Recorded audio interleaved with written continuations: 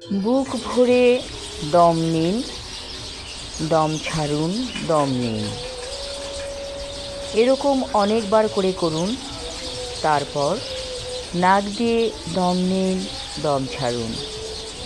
এরকম অনেকবার করে করুন। তারপর আপনি ফিল করবেন আপনার শরীরের মধ্যে কি হচ্ছে।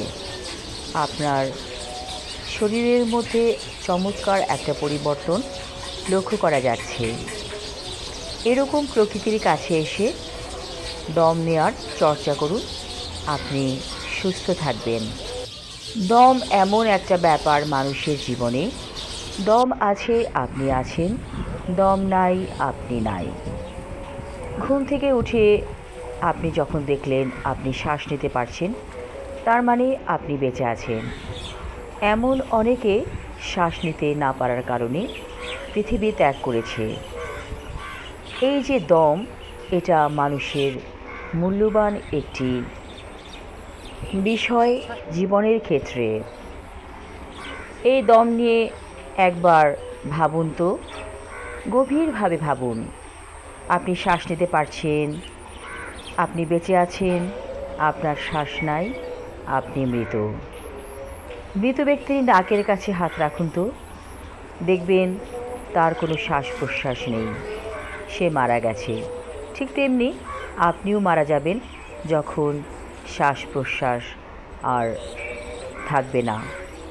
এটাই জীবন। তাই জীবনকে ভালোবাসুন, দমের চর্চা করুন। প্রতিদিন অন্তত একটি খোলা জায়গায় দাঁড়িয়ে আপনি দম চর্চা করুন।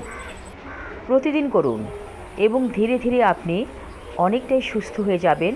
আপনার বেঁচে থাকার আনন্দকে উপলব্ধি করতে পারবেন। অতীত সে তো চলে গেছে, ভবিষ্যৎ আমরা জানি না।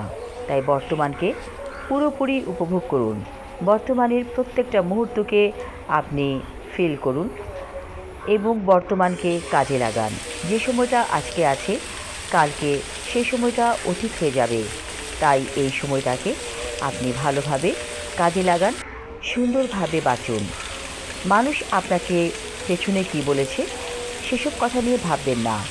ওরা কুকুরের মতো ঘেউ ঘেউ করবে, আপনি সেসব পাত্তা দিবেন না।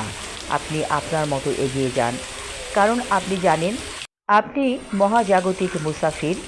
কিছু সময়ের জন্য পৃথিবী ভ্রমণ করছেন। এই ভ্রমণ শেষে আবার চলে যাবেন আরেক ভ্রমণে।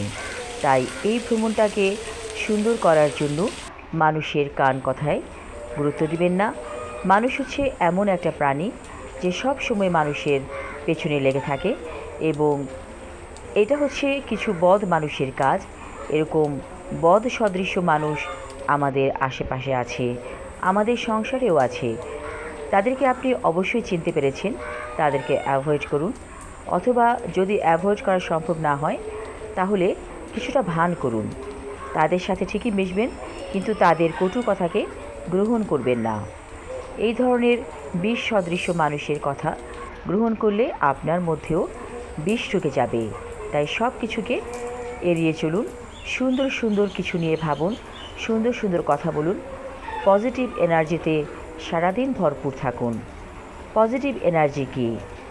পজিটিভ এনার্জি হচ্ছে সব কিছু ভালোকে গ্রহণ করা, আর নেতিবাচক এনার্জি হচ্ছে সব খারাপ কিছু।